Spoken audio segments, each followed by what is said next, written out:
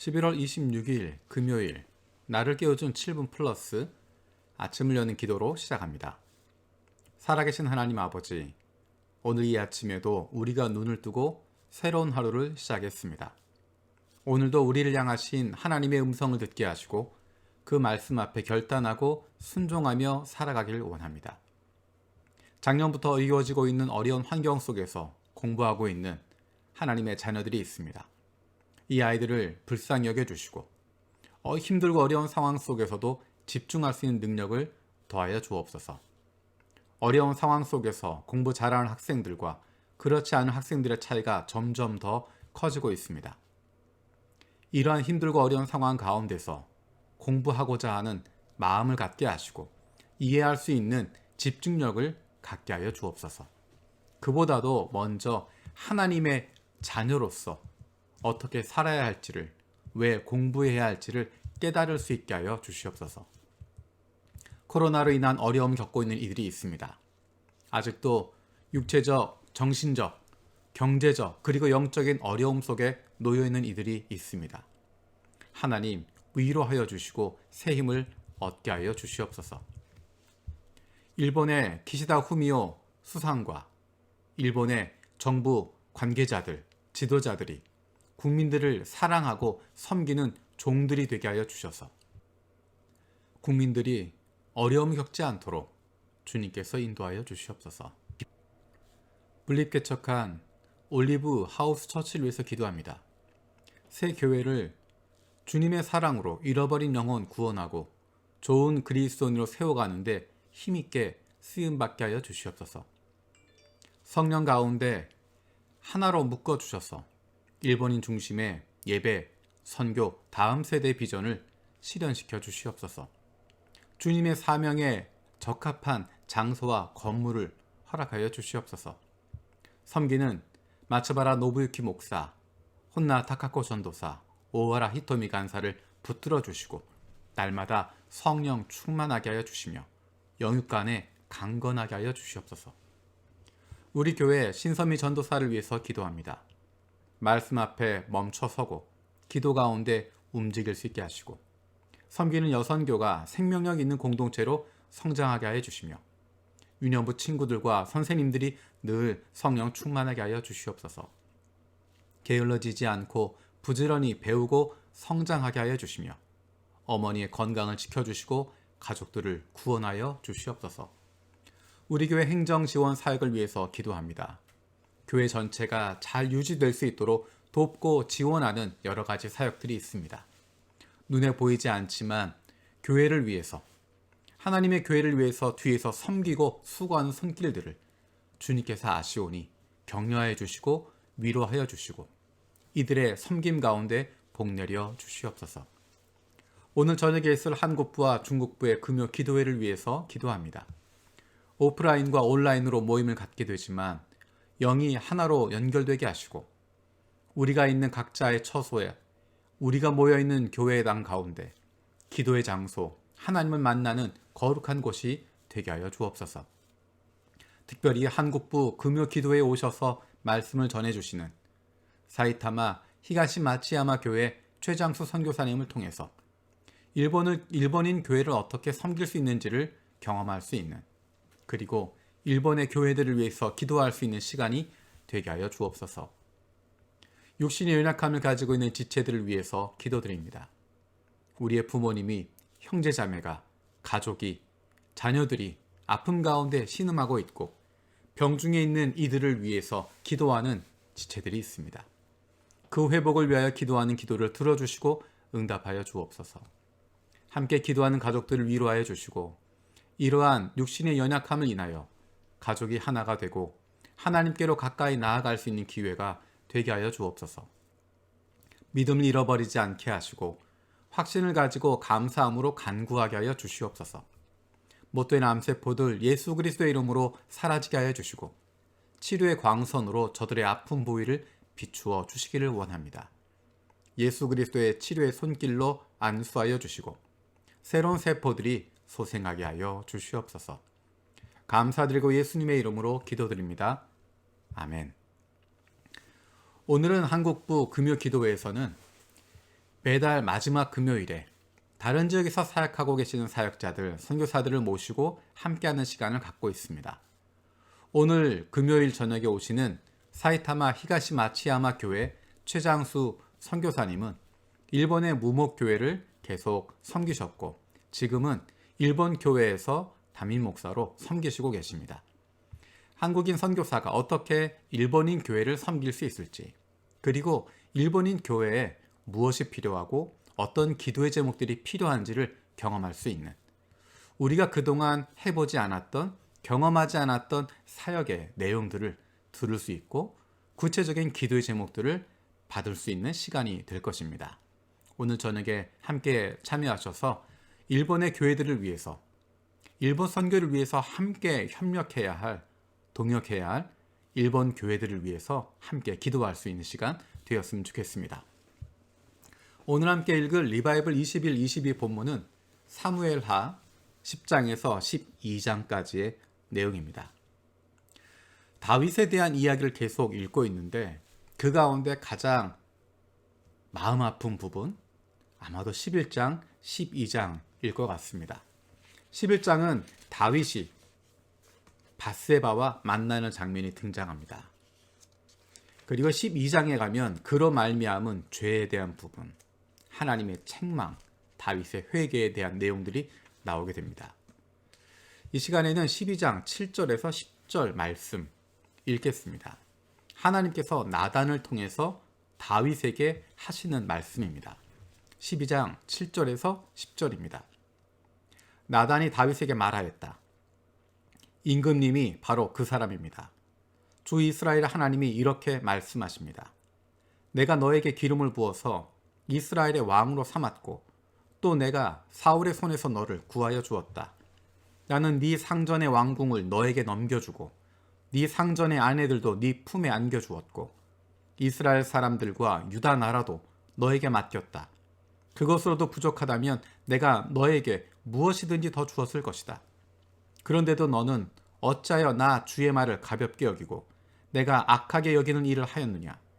너는 햇사람 우리아를 전쟁터에서 죽이고 그의 아내를 빼앗아 네 아내로 삼았다. 너는 그를 암몬 사람의 칼에 맞아서 죽게 하였다. 너는 이렇게 나를 무시하여 햇사람 우리아의 아내를 빼앗아다가 네 아내로 삼았으므로 이제부터는 영영 네 집안에서 칼부림이 떠나지 않을 것이다. 얼마나 무서운 이야기인지 모릅니다. 우리가 잘 아는 것처럼 사무엘하 11장에서는 다윗이 밧세바와 간통한 장면이 등장합니다. 그런데 그 밧세바가 누구였는가? 다윗에게 목숨을 바쳐 충성하고 있는 장군이었던 햇사람 우리아의 아내입니다.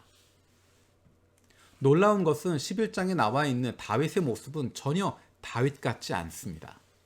자기 눈에 드는, 자기 마음에 드는 그 여인을 얻기 위해서 수단과 방법을 가리지 않습니다. 주변에서 막지만 그것을 멈추려고 하지만 브레이크 없는 것처럼 끊임없이 달려갑니다. 그리고 사람들을 속이려고 하고 사람들 앞에서 아무 일도 없는 것처럼 꾸밉니다. 다른 사람들은 다 알고 있지만 다윗은 생각합니다. 내가 완벽하게 속였다라고 생각합니다. 아무도 모를 거다라고 생각합니다. 그런데 하나님께서 그에게 나단 선지자를 보내서 그 죄를 깨닫게 하십니다.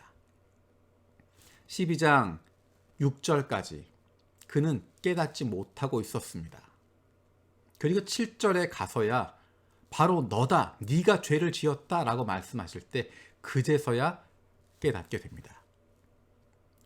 그리고 나타나는 모습은 그가 하나님께 회개하는 것입니다. 12장 13절입니다. 그때 다윗이 나단에게 자백하였다. 내가 주님께 죄를 지었습니다. 나단이 다윗에게 말하였다. 주님께서 임금님의 죄를 용서해 주실 것입니다. 그러므로 임금님은 죽지 않으실 것입니다. 다윗이 자신의 죄를 깨닫고 회개합니다. 그리고 하나님이 용서해 주십니다. 그런데 이야기가 거기서 끝나지 않습니다. 그리고 남아있는 것들이 있습니다.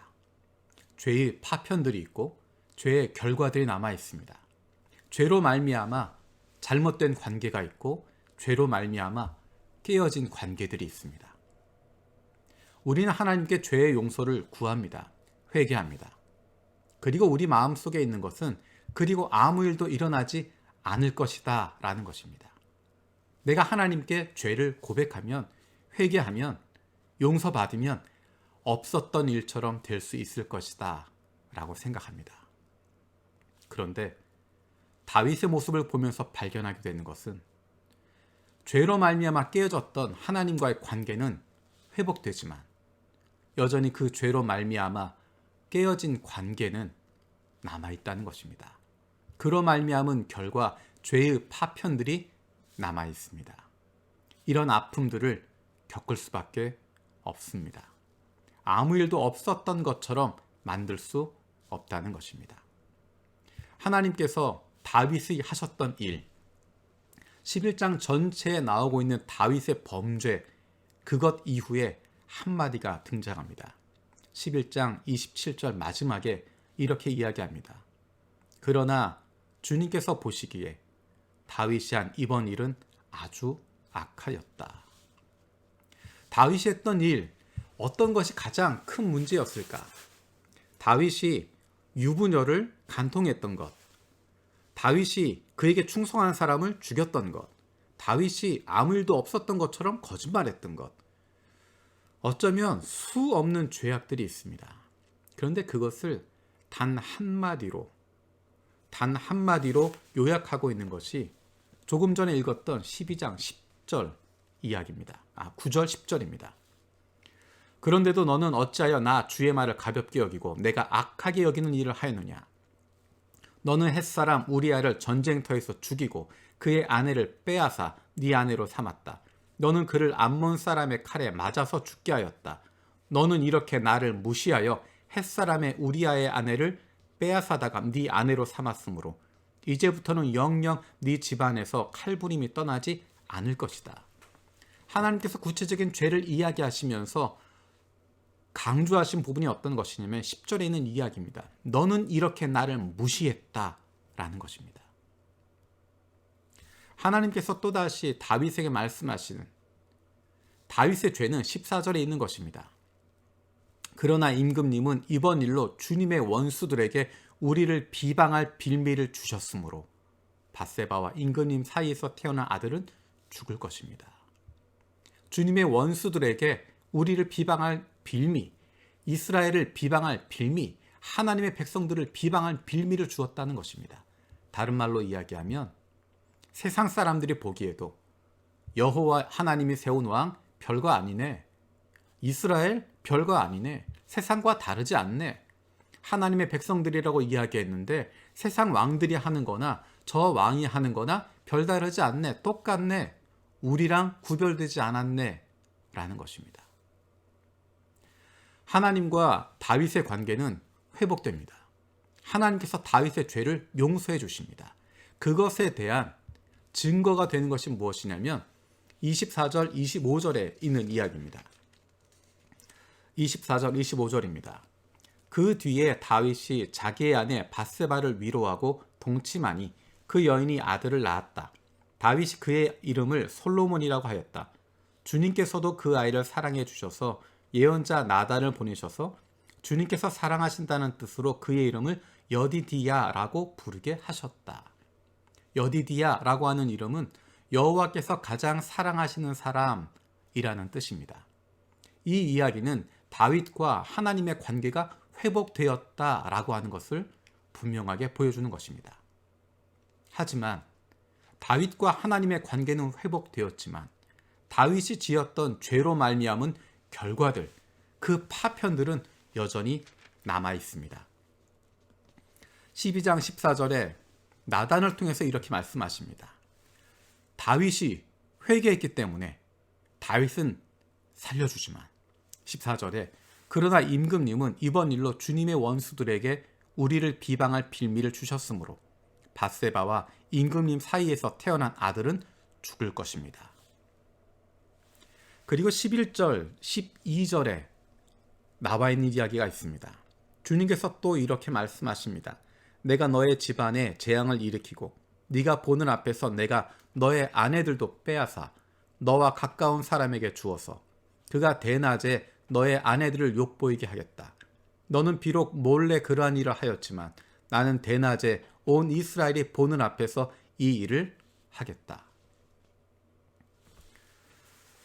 다윗과 하나님의 관계는 회복되었지만 다윗이 저질렀던 죄로 말미암은 결과들, 그 파편들로 말미암은 일들은 13장 이후에 계속 나타나게 됩니다.